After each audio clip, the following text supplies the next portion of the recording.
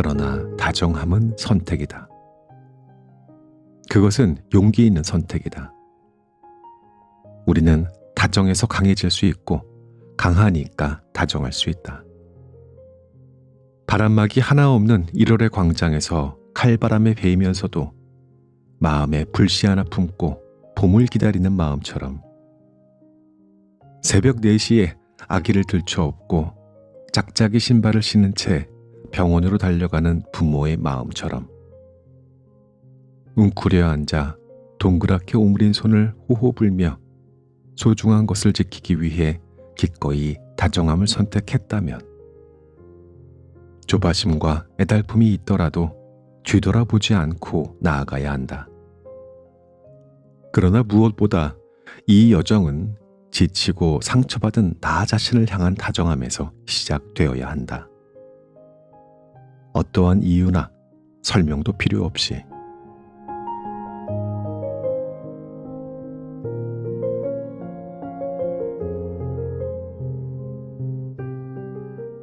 우리는 흔히 다정함을 오해합니다.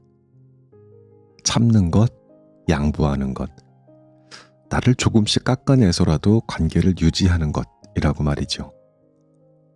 그런데 다정함이란 희생이 아니라 선택이라는 생소한 주장하는 책 오늘 들려드립니다.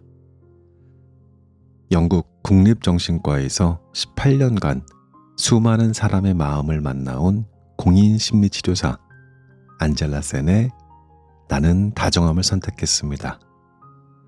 펴낸 곳은 샘앤파커스입니다. 이 책에서 말하는 다정함은요, 누구에게나 좋은 사람이 되는 그런 기술이 아니더라고요. 나에게 먼저 다정해지는 연습, 그리고 그 다정함으로 관계의 경계를 세우는 법에 가깝습니다. 태도는 부드럽게, 말은 분명하게, 상대에게도 나 자신에게도 상처를 남기지 않는 방식 말입니다.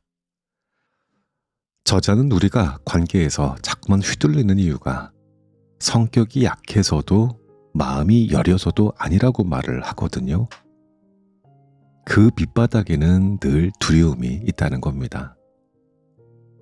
거절하면 미움받을까봐, 나만 나쁜 사람이 될까봐, 스스로 밀어내며 선택해왔던 가짜 다정함. 이 책은 그 두려움을 하나씩 짚어주며 묻습니다. 당신은 왜 그렇게까지 참아왔습니까? 그리고 대답합니다. 다정함이란 타고나는 성격이 아니라 연습하고 선택할 수 있는 기술이라고. 무엇보다 인상적이었던 건 이 모든 이야기가 이론에만 머물지 않는다는 점이었어요. 저자 자신의 상처와 회복의 과정, 상담실에서 오갔던 수많은 실제 이야기들이 조용하지만 단단하게 설득해 옵니다. 관계를 지키느라 나를 잃어버렸던 적이 있다면, 다정한 사람이 늘 손해보는 사람처럼 느껴졌다면 이 책은 이렇게 말해줄 겁니다. 다정한 사람은 약한 사람이 아니라 자기 자신을 포기하지 않는 사람이라고. 심리학에 관한 책임에도 불구하고 책 전반에 흐르는 그 작가의 문체가 참으로 문학적이라는 느낌이었습니다. 마음을 설명하는 방식이 건조한 이론에 머물지 않고요. 또 비교와 비유가 어느 심리학서보다도 단연 돋보일 만큼 아름답습니다. 그래서 저는 이 책은 이해하는 책이기 전에 조용히 읽히고 머무르고 여운을 남기는 책이 아니었나 싶어요. 본문 읽고 클로징 때 뵙겠습니다.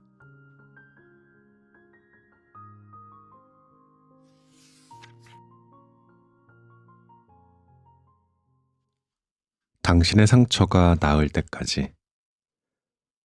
비자나무는 조직이 치밀하고 결이 고운 데다 단단하면서도 유연한 성질로 최상급의 바둑판을 만드는 귀한 목재다. 비자나무로 만든 바둑판을 비자반이라고 하는데, 그 색과 향이 즐거울 뿐 아니라 바둑돌을 올릴 때 부드러운 감촉과 더불어 은은한 종소리가 난다고 하여 애호가의 오감을 만족시킨다. 이러한 비자반은 어떠한 흠결도 없이 완벽해야 귀하게 여겨질 것 같지만 어쩐 일인지 머리카락 같은 가느다란 흉터가 남아있는 것이야말로 1등품을 초월한 특급품으로 꼽힌다. 사실 비자반의 상처는 예기치 않은 사고로 인한 것이다. 상판에 균열이 난 것을 버리지 않고 잘 간수하면 바둑판이 제 힘으로 상처를 고쳐 다시 붙는데 이때 균열이 생겼던 자리에 실금 같은 희미한 흔적이 남는다. 김소우는 수필 특급품에서 예상치 못한 일로 치명적인 상처를 입을지라도 특유의 유연함으로 극복하는 비자반을 통해 인간의 태생적인 불완전성과 더불어 이를 이겨내며 성숙해지는 회복 탄력성을 일깨운다. 누구나 흔들릴 때가 있고 실수도 한다. 상처를 받고 흠집도 난다. 그러나 다시 일어나 이 모든 것을 끌어안고 뚜벅뚜벅 걸어가는 회복 탄력성 덕분에 우리의 삶은 각자 유일한 서사가 되어 특급품으로 거듭난다. 상처가 있어 값이 내리는 게 아니라 되레 비싸지는데 진진한 묘미가 있다. 김소운 특급품. 불확실하고 불가피하며 불가역적인 것으로 가득한 세상에서 크고 작은 시련은 언제든 닥칠 수 있다. 문제는 시련 자체보다 이에 반응하는 방식이다. 어려움이 있더라도 수습하는 과정에서 상처는 아물기도 하지만 도리어 깊어질 수도 있기 때문이다. 그렇다면 사람으로 인한 마음의 상처가 아물기 위해서는 어떻게 해야 할까? 반복되는 실망과 아픔에도 불구하고 인류애와 희망을 부여잡고 살아가기 위해서는 어떻게 해야 하는가? 여기서 우리에게 가장 먼저 필요한 것은 기다림이다. 정말 도움이 필요하다면 언제든 달려갈 준비를 한 상태에서 스스로 일어날 때까지 다정한 마음으로 믿고 기다려주는 것. 심리치료에서는 이를 지켜보는 기다림이라고 한다. 과연 우리는 상처받은 마음을 기다려준 적이 있는가? 아픈 시간이 지나면 불과 몇 년 전의 일이다. 친정엄마를 잃고 장례를 치르기 위해 성당을 찾았다. 길게 열을 맞춘 신자석에 앉아 내내 울다 가까스로 눈을 떴는데 탁자 위에 붙은 글귀가 마음을 파고들었다. 사랑은 기다립니다. 이전에는 전혀 생각하지 못했던 사랑의 새로운 방식을 발견하고 나는 충격을 받았다. 그렇다. 정말 사랑한다면 기다리는 것이다. 회복은 더딘 과정이니 안타까운 마음이 들더라도 닥달하지 않고 기다려주는 것이다. 그렇다면 나와 엄마는 서로를 기다려준 적이 있었는가? 나는 내 아이를 기다려 주었는가? 나 자신을 기다려 주었는가? 나는 통곡하며 아니라고 고백할 수밖에 없었다. 우리는 사랑을 빙자하여 자신의 감정에만 충실했던 것이 아닐까?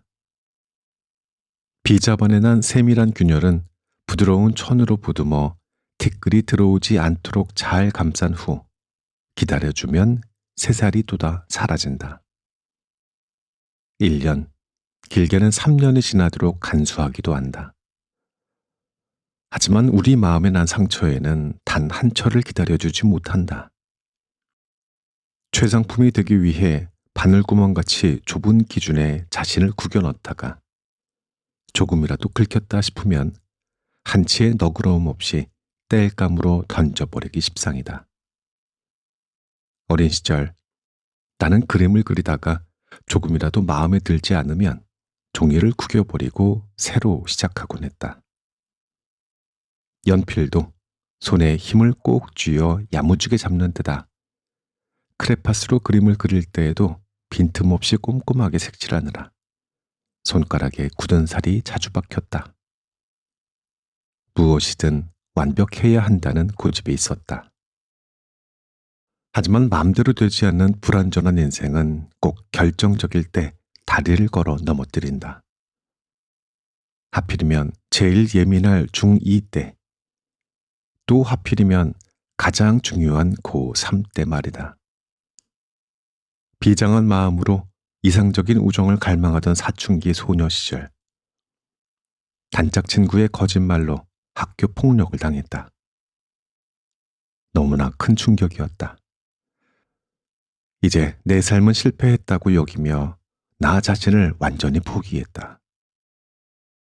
그 후 세상과 사람들에 대한 두려움과 절망감에 오랜 기간을 무기력하게 보냈다. 중학교를 졸업하고 고등학교에 입학한 뒤 조금씩 회복하나 싶었는데 한창 대입을 준비해야 하는 고3 때는 건강 문제로 그 시기를 통째로 잃어버렸다. 역시 나는 안 된다는 생각이 들었다. 그대로 무너져 더 이상 아무것도 할 수 없다고 느꼈다.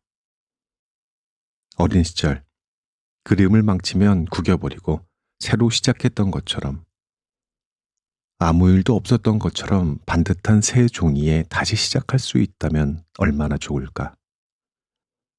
하지만 구겨진 젊음은 그 후로도 몇 년이나 방치되었다. 나만 빼고 다들 행복한 것만 같았다. 이제 나는 알고 있다.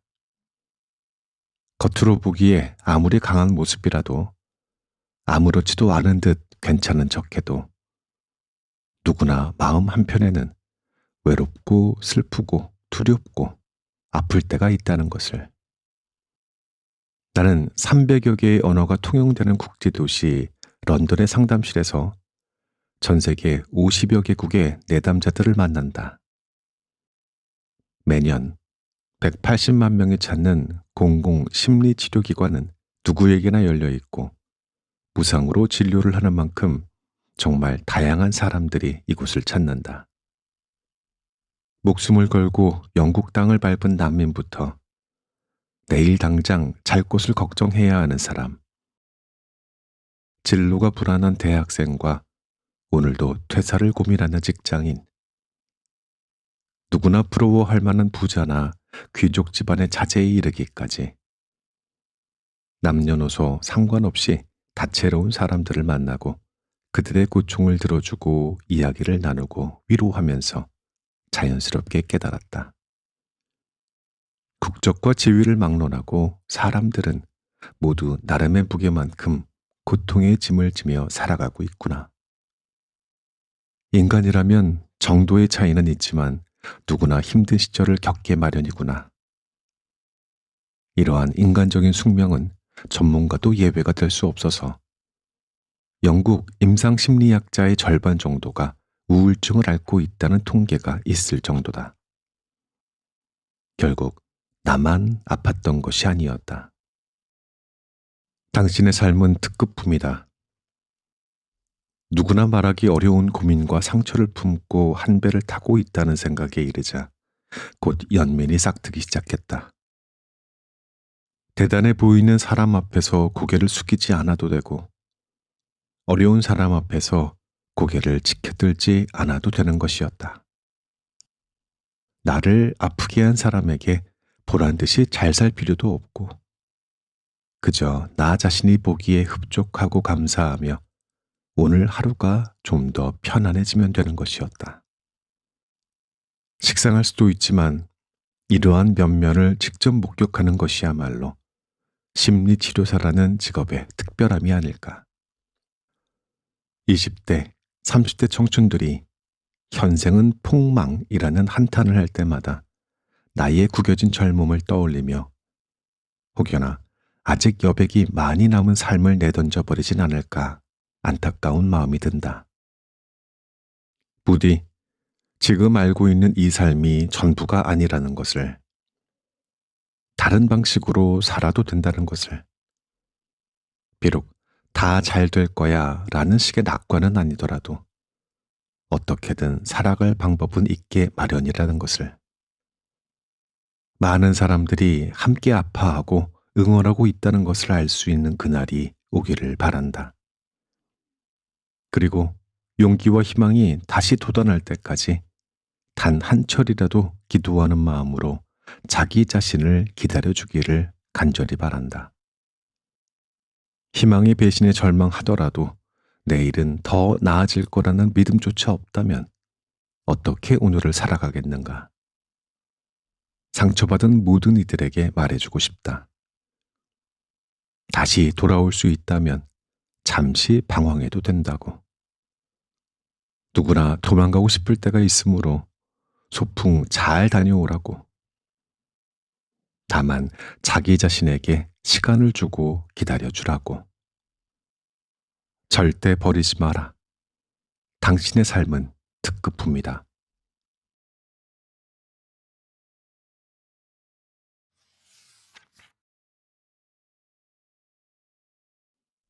그럼에도 우리는 함께여야 한다. 미국의 ADX 플로렌스 교도소는 일명 깨끗한 지옥이라고 불린다. 모두 독방으로 되어 있고 절대 탈옥이 불가능할 정도로 최고의 보안 시설을 갖춘 이곳은 테러 조직이나 갱단 두목, 사이비 교주, 연쇄살인범, 아동 성범죄와 같은 수감자를 사회와 철저히 격리하는 곳이다. 대개 현대적 교정시설은 격리와 징벌뿐만 아니라 교정을 목적으로 한다. 그러나 이곳은 교정 가능성이 없다고 판단한 극도의 반사회적 인물들을 격리하고 징벌하는 목적으로만 운영되기 때문에 재사회화 교육이나 노역이 전혀 없다. 언뜻 보면 위생적이고 안락해 보이기까지 한 이곳은 인간에게 가할 수 있는 최대한의 고통을 주기 위해 설계되어 있다. 바로 타인과의 접촉을 철저하게 차단하는 것이다. 한번 들어가면 죽어서야 나갈 수 있는 이곳은 교도소 밖은 물론 다른 재소자와도 전혀 접촉할 수 없고 교도관도 일절 말을 걸지 않는다. 물리적인 사형 집행만 없을 뿐 타인과의 소통이나 교감을 완벽하게 차단하는 사회적 사형 집행을 통해 수감자는 정신적 굶주림과 붕괴 상태에 이르게 된다. 극단적으로 반사회적인 이들은 세상과 타인을 그토록 증오하면서도 혼자 있는 것은 왜 견디지 못할까? 그들도 결국 인간이기 때문일 것이다. 나쁜 관심이라도 관심이기 때문에 받고 싶고 불편한 감정이 있다면 소통하기보다 괴롭히며 푸는 게 익숙한 이들은 오히려 더욱 관계 의존적이라고 할 수 있다. 다만 긍정적인 방식으로 주고받는 관계를 맺고 유지하는 방법을 모를 뿐이다. 방법의 옳고 그름을 떠나 인간은 이렇게라도 엮이고 부대끼지 않으면 시들어 버린다. 출퇴근길에 수많은 사람들에 둘러싸이고 소셜미디어에 몇천 명의 친구가 있어도 교감하지 않는다면 우리가 사는 일상이 깨끗한 지옥과 무엇이 다른 것일까? 이불 밖은 위험해. 혼자서는 살 수 없다고 해서 대문을 활짝 열어놓고 살 수도 없지 않은가? 우리가 받는 상처의 대부분은 몇몇 소수에 의한 경우가 많기 때문에 정말 조심해야 할 상황도 있다는 건 충분히 일리가 있는 말이다. 성격은 입체적인 복합 구조물과 같아서 누구나 어느 정도의 결함을 갖게 마련이다. 다만 성격이라는 구조물 전체가 흔들릴 때마다 뼈대 자체의 구조적인 문제로 인해 수리나 보수가 어렵고 타인과 자기 자신에게 상당한 해를 끼칠 정도라면 조심스럽게 인격장애를 의심해 볼 수 있다. 해석의 분분함과 논란의 여지가 있으나 전문가들은 대략 인구의 4에서 8% 정도가 인격 장애일 것으로 추정한다. 흥미로운 것은 CEO나 고위 정치인 등 강력한 권력을 가진 사람 중에 인격 장애의 비율이 높아진다는 것이다. 타인에 대한 공감 능력이 떨어지기 때문에 웬만한 일에는 눈 하나 깜빡하지 않아서 그 위치에 올라갈 수 있었을까? 역으로 자리가 사람을 만든다는 말처럼 원래는 그렇지 않던 사람이 그 자리에 올라가면서 권력을 과시하고 제멋대로 휘둘러도 처벌받거나 제어하는 시스템이 없기 때문에 변해버린 것일까? 어느 한쪽이 맞는지 혹은 둘 다 해당되는 것인지 그 상관관계를 명확히 알 수는 없지만 연구 결과는 그러하다. 슈퍼카를 타는 사람 중에 교통 위반 건수가 비교적 높다는 연구도 비슷한 맥락으로 이해할 수 있다. 나는 이 정도는 무시해도 괜찮을 만큼 힘이 있으니까. 나는 특별하니까 라는 특권의식이 뒷받침된 것일까? 흥미롭게도 소득이 높은 국가에서 인격장애의 비율이 비교적 높다는 연구 결과도 있다. 문제는 우리가 만나는 사람 10명 중에 9명이 주는 상처의 총량과 임팩트가 1인 반면 나머지 한 사람의 위험 인물이 가하는 상처는 9가 될 수 있다는 점이다. 단 한 명이 주는 치명적인 상처로 인해 우리는 세상이 위험 인물로 가득 차 있다는 두려움 속에서 언제 지뢰를 밟을지 몰라 안절부절 못하게 된다. 여기서 또 다른 문제가 생긴다. 그 위험 인물이 멀리 있거나 나와 상관없는 사람들이 아니라 내 삶을 결정할 수 있는 위치에 있다면, 가령 내 상사나 교수, 고용주라면, 혹은 가족이나 내가 의지할 수밖에 없는 가까운 사람이라면 그 한 명이 끼치는 영향은 내 삶의 전부가 될 수 있다. 그렇다면 상처받고 두려운 마음은 무엇에 기댈 것인가? 다정함은 선택이다. 체로키 원주민들 사이에 다음과 같은 이야기가 전해진다. 할아버지가 손자에게 묻는다. 우리의 마음속에서는 두 마리의 늑대가 항상 싸우고 있단다. 검은 늑대는 분노, 질투, 슬픔, 후회, 욕심, 오만, 이기심, 죄책감, 억울함, 열등감, 우월감이란다. 하얀 늑대는 기쁨, 평화, 평온, 희망, 겸손, 동정심, 친절, 자비, 공감, 너그러움, 진정성, 연민이지. 자, 과연 누가 이길 것 같니? 아이가 모르겠다고 대답하자 할아버지가 말한다. 내가 먹이를 주는 쪽이란다. 오랜 지혜가 담긴 이 이야기가 전하고자 하는 메시지는 무엇일까? 나는 할아버지가 아이에게 선택의 힘에 대해 알려준다고 생각한다. 사람은 절대 변하지 않는다는 말도 있지만 그래도 나는 대부분의 사람들에게 변화의 여지가 있다는 희망을 가진 편이다. 선생님은 험한 꼴을 당해보지 않으셔서 그런 게 아닐까요? 이렇게 묻는다면 글쎄, 그렇진 않다. 여러분에게 위로가 된다면 감추고 싶고 후회 막심한 나의 흑역사 또한 솔직하게 공개할 수 있다. 다만 나의 희망과 믿음은 나름대로 합당한 근거에서 비롯된 선택에 가깝다.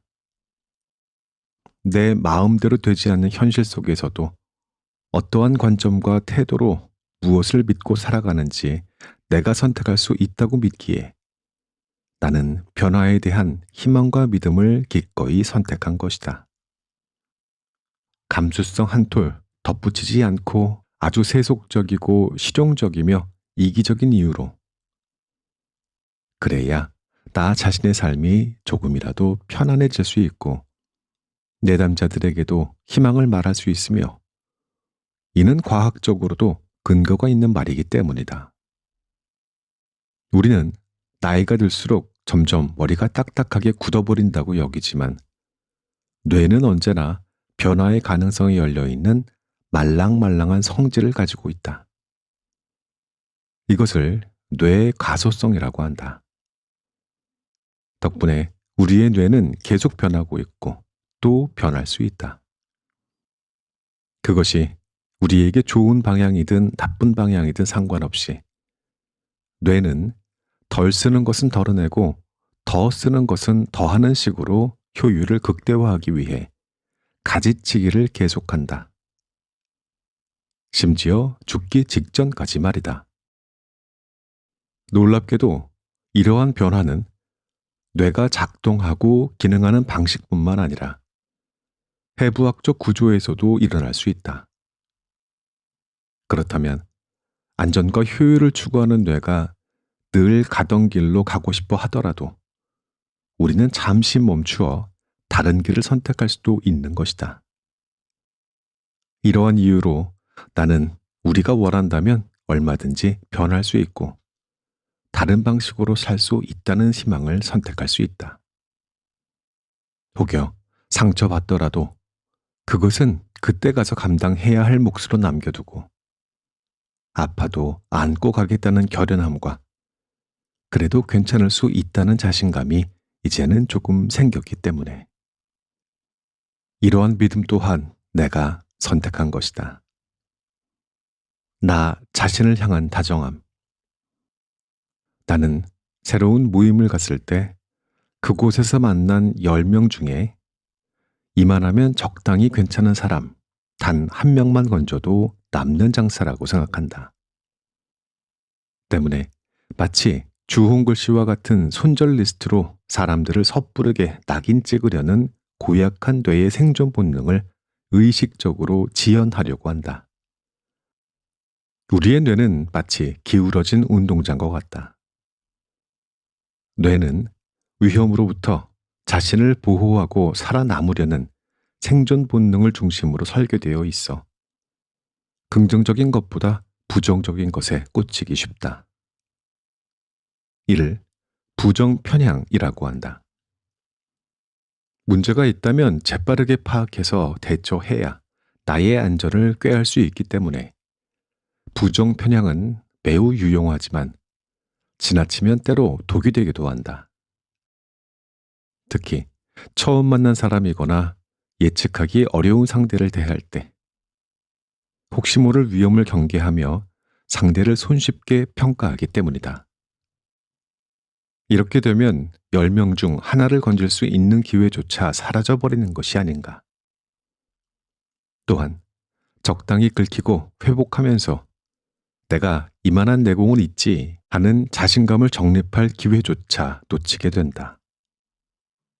그렇다면 필요한 상황에서 필요한 만큼 조심은 하되 일단 마음을 열어두는 게 이득이지 않을까.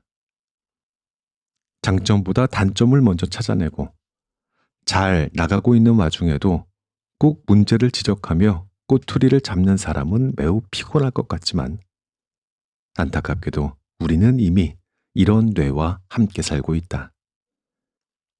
그러니 삶이 주는 선물을 음미하거나 감사하지 못하고 나만 부정적인 것 같아 괴로웠다면 기억하자. 나만 그런 게 아니라 애초에 부정적인 것에 꽂히는 기울어진 운동장을 타고난 것이 우리 인간의 태생적인 숙명이다. 기울어진 운동장의 한쪽 구석에 몰려 헤어나오기 힘들 때 나는 부정적인 인간이라며 자책하기보다 내 안의 다정함을 깨우고 믿음과 희망을 동무 삼아 종종 운동장의 다른 한편에 서서 세상을 바라보자. 심심하고 잔잔한 맛이지만 시간을 들일수록 깊이 우러나는 국물에 마음의 허기를 채우는 집밥 한 그릇 든든하게 말아먹고 흡족한 마음으로 그곳에 서자. 그곳에서는 내가 미쳐보지 못했던 타인의 슬픔과 코스모스처럼 연약한 것들의 아름다움, 강아지 풀 같은 웃음과 토끼풀을 엮어 반지를 만들던 순진한 약속, 그리고 온갖 잡동사니를 고이 모아둔 유년의 보물들이 반짝인다. 누구누구 씨는 이런 사람이라는 인격의 한 줄 요약은 온라인과 오프라인에서 수많은 이름과 얼굴을 기억해야 하는 현대인들에게 꽤나 유용할지도 모른다.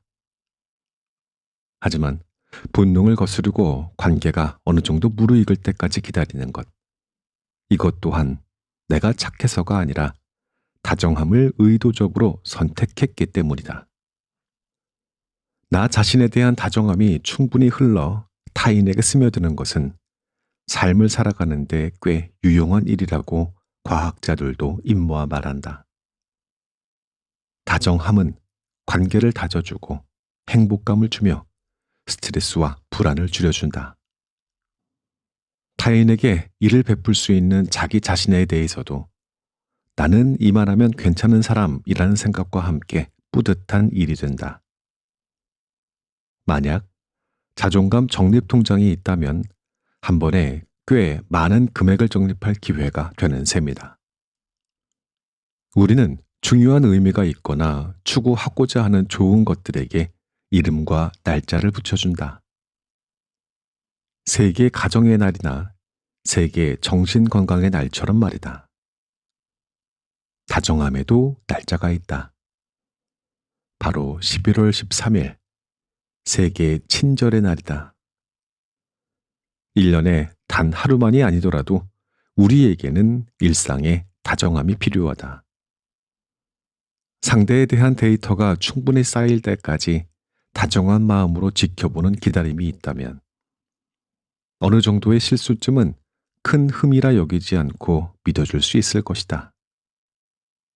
마치 예쁜 전에 찰방찰방 물이 찰 때까지 기다려주는 것처럼 그때가 되면 오해나 실수로 흙탕물이나 거무튀튀한 잉크가 튀어도 곧 희석되어 사라지니 큰 문제가 되지 않는다.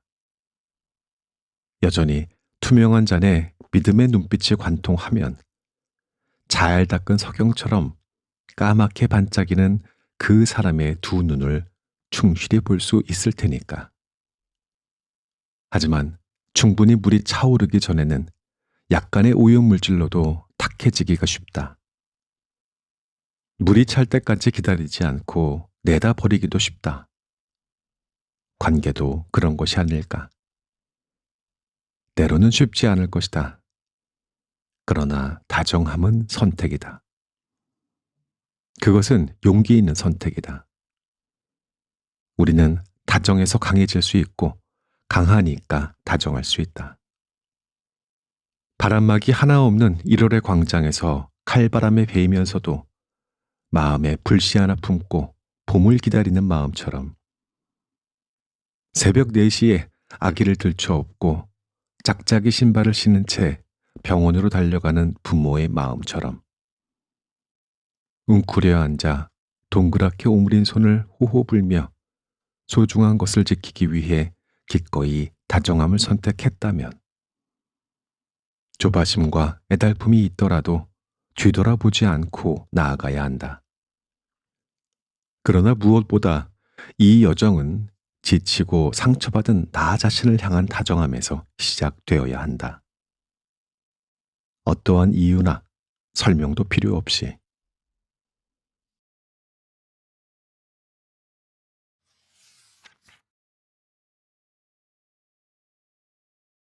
낮에도 달이 차던 날의 시간들.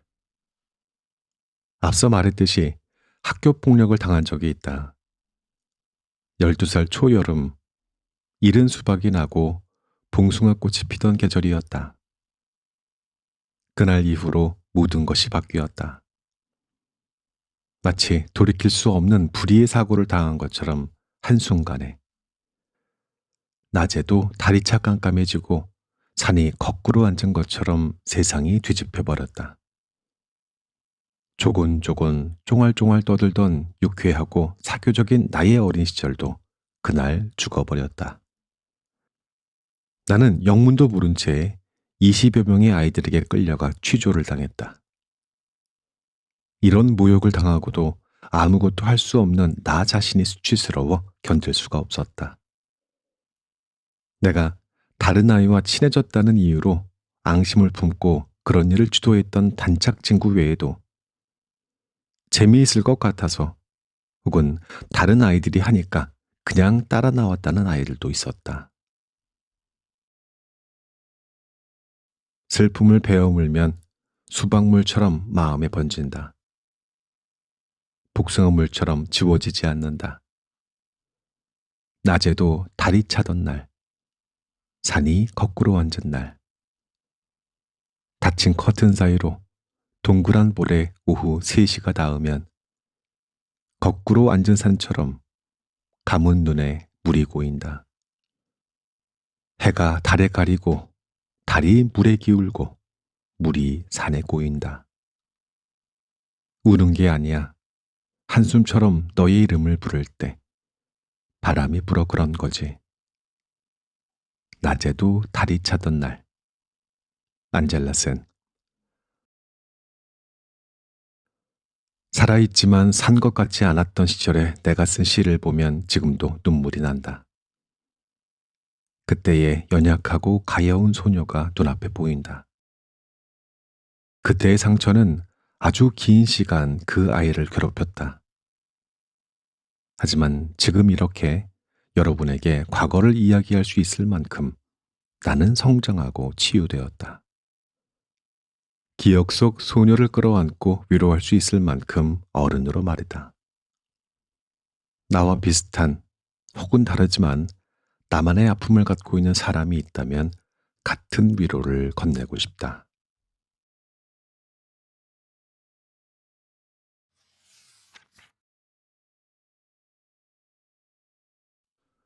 나 자신을 위한 아낌없는 다정함. 상처받은 12살, 그때 나를 보호해주는 어른은 아무도 없었다. 아니, 더 정확하게는 아무도 없다고 생각했다. 나는 누구에게도 도움을 청하지 않았다. 깨끗한 백지에 삶을 다시 쓰는 것처럼 그저 새로운 곳에서 다시 시작하고 싶었다. 모든 면에서 완벽해져야 아무도 나를 해치지 못할 것 같아서 애쓰며 살았다.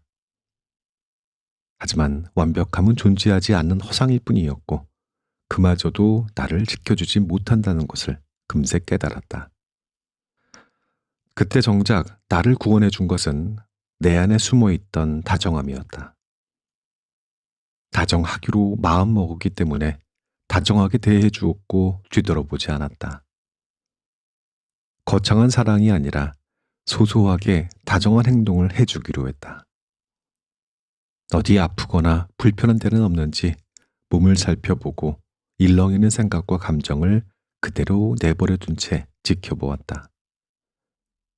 마음이 욱신거릴 때마다 깨닫지 못하고 지나가 버리고 말았는데 뒤늦게 알아차리고 눈물을 터뜨리는 날도 많았다. 상처받은 사람에게 누가 감히 가해자를 용서해야 한다고 말할 수 있는가? 설사 그것이 마음의 평화를 얻는 좋은 방법이라고 할지라도 나를 아프게 한 사람들을 꼭 용서하지 않아도 된다. 그러나 자기 자신만은 용서해야 한다. 그들과 화해할 필요도 없다. 그러나 자기 자신과는 화해해야 한다. 트라우마를 겪는 사람들이 가장 힘들어하는 것은 가해자를 용서하지 못하는 것보다 그런 일을 막지 못한 자기 자신을 절대로 용서할 수 없다는 생각이다. 그리고 이것은 자기 부정, 자기 혐오, 자기 공격으로 이어지기도 한다. 이때 우리에게 정말 필요한 것은 상처받은 내 마음을 위해 아낌없는 다정함이다. 40대가 된 지금은 담담한 미소와 편안한 목소리로 그때 그 12살 소녀의 떨리는 어깨에 두 손을 얹고 볼을 맞대는 상상을 해본다. 그리고 다정하게 말을 건넨다. 지금은 믿을 수 없겠지만 많은 것들이 괜찮아질 거라고. 네가 생각하는 것보다 너는 훨씬 강하고 죽지 못해 사는 것 같은 이 순간에도 절대 내 손을 놓지 말라고. 끝까지 함께 가주겠다고. 맞은 것만큼만 아파하되 그 이상의 괴로움은 만들지 않아도 된다고. 아픔이 또다시 기다리고 있다고 해도 의연하게 맞이할 힘이 있을 거라고. 상처받고 두려워하는 내 모습을 부끄러워하지 말고 아프고 무섭다고 말해도 된다고. 그러면 아이는 내 품에 와락 안겨 목 놓아 울음을 터뜨린다. 얼마나 울었을까? 흐느낌이 잦아들면 나는 아이의 손을 잡고 일어나 함께 걸어줄 것이다. 보란 듯이 잘 살 필요 없이 그저 내 자신이 보기에 평안한 길을 가면 돼. 너를 싫어할지라도 괴롭힌 것은 그들의 잘못이니 용서하지 않아도 돼. 다만 내 자신은 무조건 너를 용서해야 해. 너를 위해 내가 산과 같은 어른이 되어줄 거란다. 이제는 내가 지켜줄 거야. 나의 세비제는 어디인가? 사람은 누구에게나 기댈 수 있는 안전지대가 필요하다.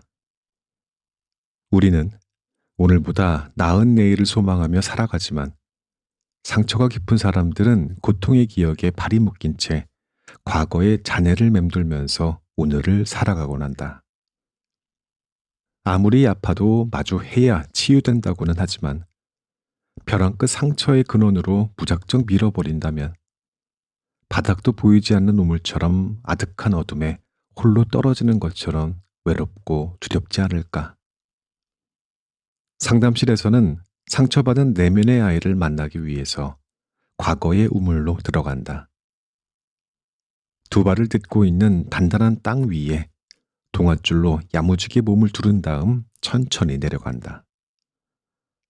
이때 우리를 지켜주는 것은 이제는 혼자가 아니라 누군가가 나의 아픔을 나누는 고통의 목격자가 되어준다는 안도감이다. 또 무섭고 달아나고 싶을 때면 언제든 줄을 타고 되돌아와 발 디딜 땅이 있다는 것. 언제든 위로받을 수 있는 마음의 안전지대가 있다는 사실이다. 나에게도 안전지대가 있다. 외할머니와 단둘이 1년간 강원도 산골 마을 세비제에서 지낸 적이 있었다. 평생을 파먹어도 모자라지 않을 만큼 넉넉하고 행복한 유년의 기억이다. 눈을 감으면 고랭지밭에 서늘한 초여름 바람이 불어 코끝이 저릿하고 종일 놀다 어둑해질 즈음이면 할머니의 밥 짓는 냄새가 난다. 계절을 그대로 맞는 세비제에 비가 내리면 신나서 자지러지는 개구리 소리에 침묵하던 산도 호응하듯 온갖 풀냄새를 풍성하게 뿜어낸다. 간식거리가 귀한 시골에서 할머니 몰래 훔쳐먹던 콩가루는 혀끝에서 살살 돋고 아랫목에 누우면 눈도 슬슬 감긴다.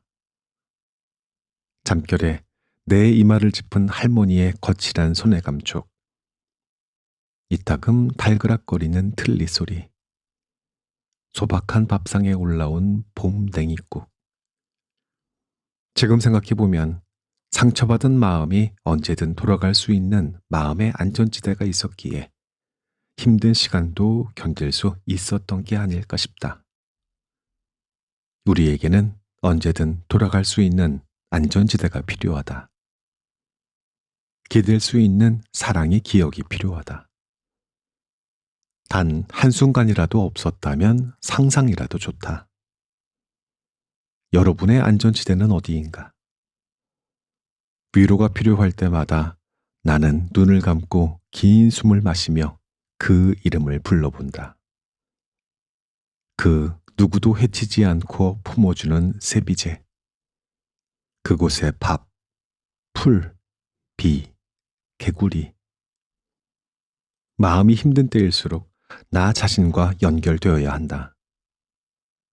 내 안의 다정함과 연결되어야 하고 내 안의 안전지대와 연결되어야 한다. 나의 미운 모습과 불편한 감정도 다정하게 바라볼 수 있어야 한다. 그럴수록 사람들과 연결되어야 한다. 지금은 믿지 못할 수도 있지만 이 세상은 소리 없는 응원으로 가득 차 있다. 상처받은 사람은 나 혼자가 아니므로 우리는 함께할 수 있다. 자, 이제 세상 안으로 들어갈 시간이다.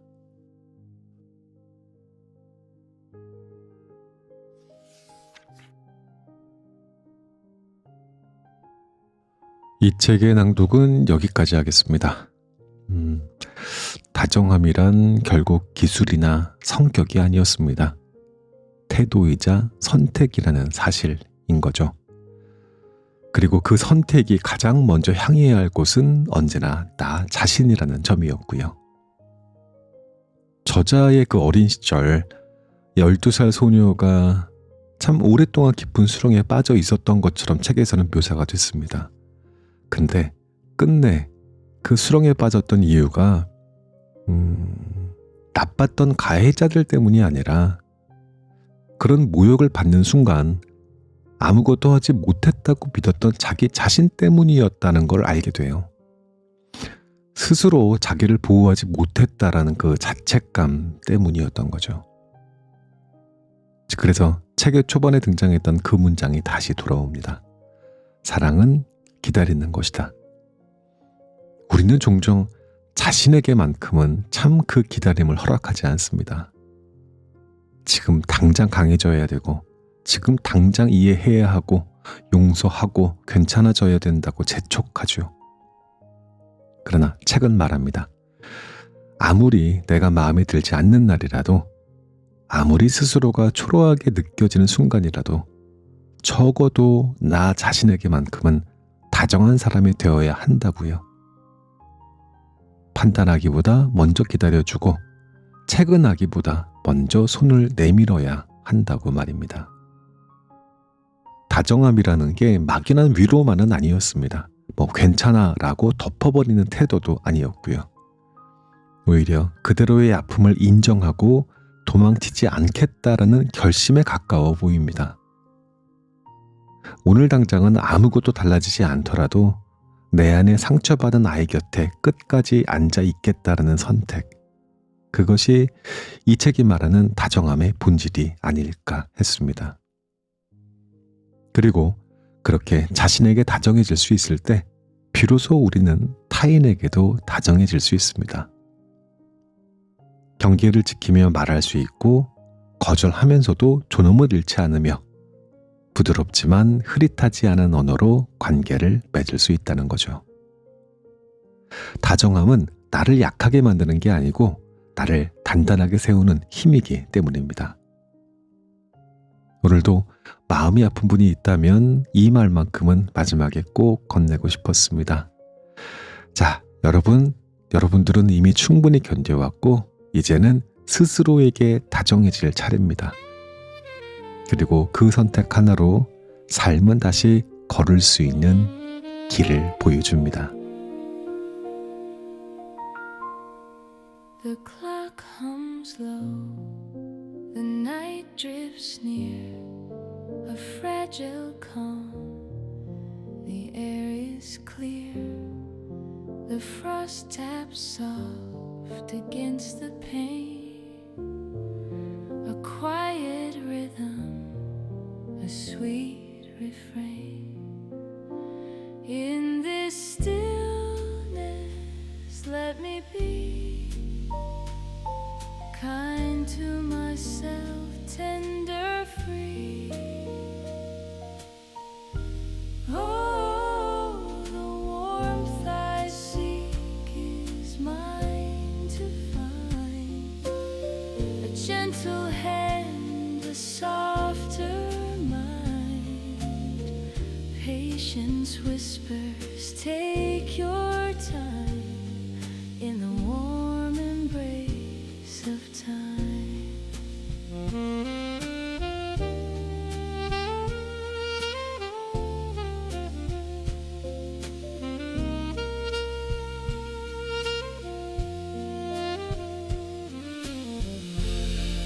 The shadows stretch, the moonlight sighs, a velvet hush beneath the skies. Each breath I take, a small repair, a mending thread, a whispered prayer. Let the world turn, let it spin. Kindness starts from deep within. Oh, the warmth I seek is mine to find. A gentle hand